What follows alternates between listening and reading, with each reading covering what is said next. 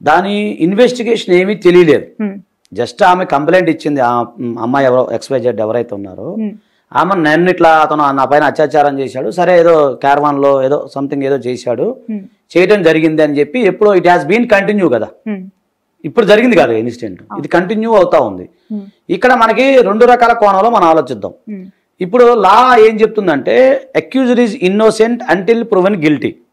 First of all ఒక నేరస్తుడు ఎవరైతే ఉన్నారో అక్యూజ్డ్, నిందితుడు అంటాం మనం తెలుగులో చెప్పండి, నిందితుడి మీద ఒక నేరారోపణ జరిగినంత మాత్రం అంత నేరం చేసినట్ట కాదా అనేది మనం తెలియాల్సి ఉంది ఫస్ట్. సో జనరల్గా ఏ ఇన్వెస్టిగేషన్లో ఏ పోలీసు వారైనా కంప్లైంట్ చేసినప్పుడు పోలీసు వారు ఏంటంటే ప్రాథమికంగా జనరల్గా ప్రైమరీ ఎంక్వైరీ అనేది జరుగుతూ ఉంటుంది. ప్రైమరీ ఎంక్వైరీ జరిగినప్పుడు నిజ నిర్ధారణ జరిగి నిజంగా సరైన సాక్ష్యాధారాలు దొరికి, అంటే DNA టెస్ట్ రూపన కానీ లేకపోతే ఇంకా ఫోరెన్సిక్ ల్యాబొరేటరీకి సంబంధించో లేదా CC కెమెరాలు ఏమి ఉంటాయి కదా మేడం, ఆ ఇన్వెస్టిగేషన్ పరిధిలో గనక అవి మొత్తం జరిగినప్పుడు అతను అరెస్ట్ చేసే అవకాశం ఉంటుంది ఒకటి. లేదు ఇన్వెస్టిగేషన్ లో ఇది ఫాల్స్ కంప్లైంట్ అని తేలింది అనుకోండి, జనరల్ గా మన రీసెంట్ గా ఒక కోర్టులో ఏమైందంటే ఇట్లానే ఫాల్స్ కంప్లైంట్ ఇవ్వడం జరిగింది. అంటే నేను మామూలుగా జరిగింది చెప్తున్నాను, ఒక లాయర్ గా చెప్తున్నాను. సో జరిగినప్పుడు కోర్టు వారు ఆమె తిట్టి ఇట్లా చేసావు ఎందుకు, ఫాల్స్ కంప్లైంట్లు ఎందుకు, హనీ ట్రాప్ అనేది మధ్య నడుస్తూ ఉంది, అది కూడా మనం ఆలోచించాలి, ఆ కోణంలో కూడా మనం ఆలోచించాలి. సో హనీ ట్రాప్ జరిగిన ఇట్లా జరిగినప్పుడు ఏమంటే కోర్టు వారు విచారించి ఆ అమ్మాయిని తిట్టి 10,000 రూపాయలు జరిమానా వేయడం జరిగింది. సో నేనేమంటున్నా అంటే ఈ కేసులో ఇది ఇన్వెస్టిగేషన్ ప్రాసెస్ లో ఉంది కాబట్టి ఇది ఎంతవరకు అది అతను చేశాడా లేదా ఒక ప్రశ్న. ఇది 3 years నుంచి అతని పైన ఆమె పైన అత్యాచారం జరుగుతున్నప్పుడు ఆమె అప్పుడే కంప్లైంట్ చేయకుండా 3 years తర్వాత ఇన్ని రోజుల తర్వాత ఎందుకు చేసింది అనేది ఇంకో కోణంలో మనం ఆలోచించాలి.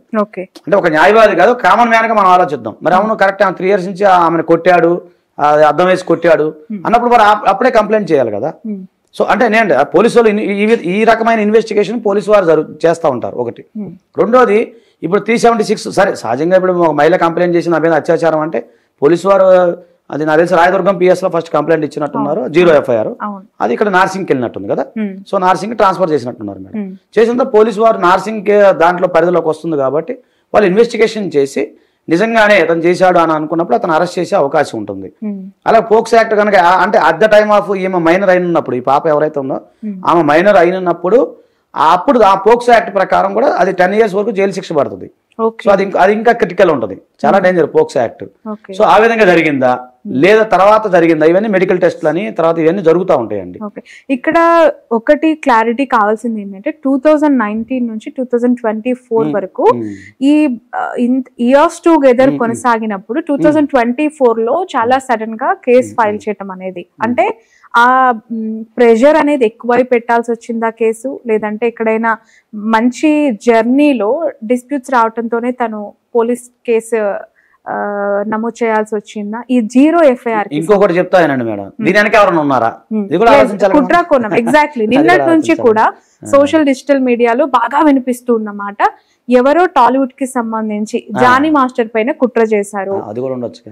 అలాంటి అనుమానాలు కలుగుతూ ఉన్నాయా మీకు? కామన్ గా కలుగుతాయండి. అడ్వకేట్ గా నేను ఒకటండి, అడ్వకేట్ గా మేము న్యాయం కోసం పోరాడతాము. ఆ పాప నిజంగానే జెన్యూన్ గనక అయితే ఖచ్చితంగా ఆమెకు మనం సపోర్ట్ చేస్తాం, దాంట్లో ఎలాంటి డౌట్ లేదు. కాకపోతే మన లా అనేది ఒకసారి గమనిద్దాం. లా ఏంటంటే 100 మంది నిందితులు తప్పించుకున్న పర్లేదు, ఒక అమాయకుడికి శిక్ష పడకూడదు. ఇక్కడ జానీ మాస్టర్ అమాయకుడు అనుకోండి, ఆయనకి శిక్ష పడకూడదనే మనం కోరుకుందాం. సరే అతను నిందితుడి నుంచి దోష అవ్వచ్చు లేదా తర్వాత అనేది కోర్టులో తేలాల్సిన విషయం. అది 1 రోజులో తేలదో 2 రోజుల్లో తేలదో నీకు తెలియదు. ఇయర్స్ టుగెదర్ ఇప్పుడు మీరు సీనియర్ జర్నలిస్ట్ ఉన్న ఎన్ని కేసులు మీరు చూడలేదు. సో అది ఏంటంటే ఆటోమేటిక్ గా కొంత టైం అయితే పడుతుంది. సో దానికి సంబంధించిన సెక్షన్స్ మారచ్చు. రేపు ఛార్జ్ షీట్ లో ఇన్వెస్టిగేషన్ చేసినప్పుడు ఛార్జ్ షీట్ లో సెక్షన్స్ కూడా మారే అవకాశం ఉంటుంది. ఇప్పుడు 376 అనుకోండి, ఒక లేదు అక్కడ రేపు జరగలేదు అనుకోండి, ఇంకో సెక్షన్ మారచ్చు. ఓకేనండి, ఇట్లా ఇప్పుడు ఈ సెక్షన్స్ మారిపోతూ ఉంటాయి. సో ఇక్కడ మనం గమనించాల్సిన అంశం ఏంటంటే, అంటే కామన్ మ్యాన్ గా నేను ఆలోచిస్తున్నప్పుడు, కామన్ మ్యాన్ గా నేను కొన్ని మామూలు చూస్తున్నాను, అన్ని ఛానల్స్ చూస్తున్నప్పుడు మీరు అన్న 2019 అంటే దాదాపు 5-6 years అవుతుంది. 6 years నుంచి జరుగుతున్నప్పుడు మరి అప్పుడు లేని ఆమె కంప్లైంట్, ఇప్పుడు ఒక మహిళకి ఇష్టం లేదండి. ఇప్పుడు అంటే 376 లో చాలా రకాలు ఉన్నాయి, ఇష్టంతో కూడిన ఇష్టంతో కూడి లేకుండా ఉన్నాయి. ఇవి కొన్ని రకాలు ఉన్నాయి. బలవంతం చేయటం, అమ్మాయిని ఏదో ప్రలోభ పెట్టి చేయటం, తర్వాత పెళ్లి చేసుకున్న మోసం చేయటం, ఇలా కొన్ని ఉన్నాయి, ప్రలోభాలు పెట్టి చేయటం. నేను కూడా 376 వస్తే ఇప్పుడు 69 ఏదో BNS వచ్చింది, అది వేరే విషయం. పెళ్లి చేసుకున్నాను చేయటం 69 కింద వస్తుంది, 10 years వరకు వస్తుంది. సో నేనేమంటున్నానంటే ఇన్ని జరుగుతున్నాయి, నేను కాదనట్లేదు. కానీ ఒక కామన్ మ్యాన్గా నేను ఆలోచిస్తే, ఒక న్యాయవాదిగా వదిలేండి, న్యాయవాదిగా నేను పోరాడుతాను, దాని మీద లా గురించి మనం ఎక్స్ప్లెయిన్ చేస్తాం, అది వేరే విషయం. కానీ ఒక కామన్ మ్యాన్గా ఆలోచిస్తే 6 years రన్నింగ్ అవుతుంది కదా.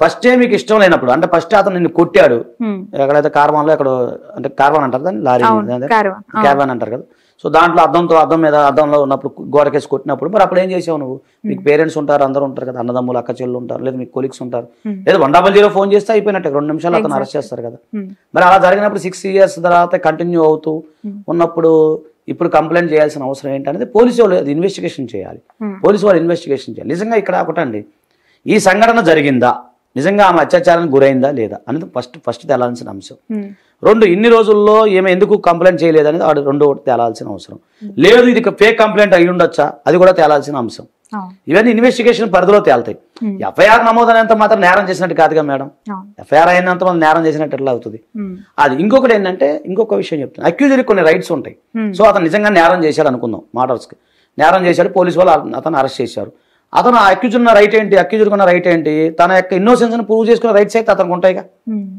అతనికి ఇన్నోసెన్స్ ప్రూవ్ నేను చేయలేదు నేను అత్యాచారం చేయలేదు లేకపోతే ఇంకోటి చేయలేదు అనే అంశంలో అతను తనకి ఇన్నోసెన్స్ ని ప్రూవ్ చేసుకునే రైట్స్ ఆయనకు ఉన్నాయి ఆ రైట్ ప్రకారం ఆయన పోరాడుకోవచ్చు రేపొద్దున ఆయన అక్విటల్ గా బయటపడవచ్చు కదా సో ఇవన్నీ కేసులన్నీ ఎలా ఉంటాయి అంటే అండి ఫస్ట్ ఇన్వెస్టిగేషన్ చేసే సందర్భంలో ఏవైతే ఉన్నాయో కొన్ని ఫేక్ కూడా తేలే అవకాశాలు ఉంటాయి ఈ మధ్య హనీ ట్రాప్ గురించి మనం విన్నాం సో అంటే పేర్లు చెప్పకూడదు మా దగ్గర చాలా మంది క్లయింట్లు వస్తుంటారు పెద్ద ఉన్నత సంబంధించిన వాళ్ళు కూడా వస్తుంటారు చాలా మంది వస్తుంటారు మా దగ్గర వచ్చినప్పుడు జస్ట్ ఎక్కడో పరిచయం అవుతుంటారు పరిచయం అయినప్పుడు వాళ్ళని హనీ ట్రాప్ గా అంటే నేను అంటే మామూలుగా చెప్తున్నా మీకు ఒక మహిళ ఒక అతను మా క్లయింట్ మా దగ్గరికి వచ్చాడు పెద్ద చెప్పుకోదగిన వ్యక్తి ఆయన వచ్చాడు అంటే వచ్చిన తర్వాత ఆయన ఏడుస్తున్నాడు 55 years ఉంటాయి ఆయనకి ఏజ్ సరే ఎందుకు ఏడుస్తున్నారు ముందు చెప్పని విషయం చెప్పను అంటే మామూలుగా లేదు సార్ ఇట్లా ఒక అమ్మాయి నాకు ఇట్లా పరిచయం అయింది ఇట్లా FB లో పరిచయం అయింది నమ్మేసి నేను దాదాపు 45 లక్షల రూపాయలు అమ్మాయికి ఇవ్వడం జరిగింది అలాంటివి ఉన్నాయి మా దగ్గర 45 లక్షలు జస్ట్ FB లో పరిచయం అయితే FB లో పరిచయం అయిన తర్వాత వాళ్ళిద్దరి మధ్య ఈ ఫోన్ చాటింగ్లు ఉంటాయి కదా ఇది న్యూడ్ చాటింగ్స్ ఇవి ద్వారా ఆయన ఏదో భయపెడితే ఆ ఫోటో అన్ని వీడియోలు తీసుకొని మీద రేప్ కేసు పెడతారు అది న్యూడ్ చాటింగ్ ఉందని చెప్పినప్పుడు అతను పాపం 1 లక్ష 2 లక్షలు 3 లక్షలు ఉన్నప్పుడు పంపించుకుని వస్తా ఉన్నాడు అయితే నేనేమంటానంటే అతను ఏ సందర్భంలో పంపించాడు బలహీన క్షణాల్లో పంపించాడా ఇంకోటా లేదనే సెకండ్ థింగ్ ఇప్పుడు మా దగ్గరికి వచ్చిన మేము అన్ని ఇన్వెస్టిగేషన్ చేస్తాం కదా చేసిన పోలీసులు కంప్లైంట్ చేసాం అది హనీ ట్రాప్ గా తర్వాత వచ్చింది అనమాట అట్లా జరుగుతుందండి ఇప్పుడు యూత్ కూడా అదే చెప్పాలి మనం దీని ద్వారా ఈ మధ్య జరిగిన జత్వానికి సంబంధించి కూడా విజయవాడలో అదొక సెన్సేషనల్ కేసు ముగ్గురు ఆఫీసర్స్ పోలీస్ ఆఫీసర్స్ కూడా సస్పెండ్ అవ్వడం జరిగింది దాన్ని కూడా చాలా మంది అలానే ట్రీట్ చేశారు బట్ మీకు తెలిసిన ఈ విషయం ఏంటి అంటే ఒకటండి అది వేరు మళ్ళీ డిఫరెంట్ అండి అది మళ్ళీ దానికి రాజకీయ రంగు ఉంటుంది రాజకీయ రంగు పులుముకుంది అదంతా పెద్ద సబ్జెక్ట్ అది సో అంటే అది కూడా ఇన్వెస్టిగేషన్ లో ఉంది ఒకటి తర్వాత అది మా గురుగారు చూస్తున్నారు మా సీనియర్ చూస్తున్నారు అది గుంటూరు నారా శ్రీనివాసరావు గారు చూస్తున్నారు సో అది ఇంకా ఇన్వెస్టిగేషన్ తేలేదండి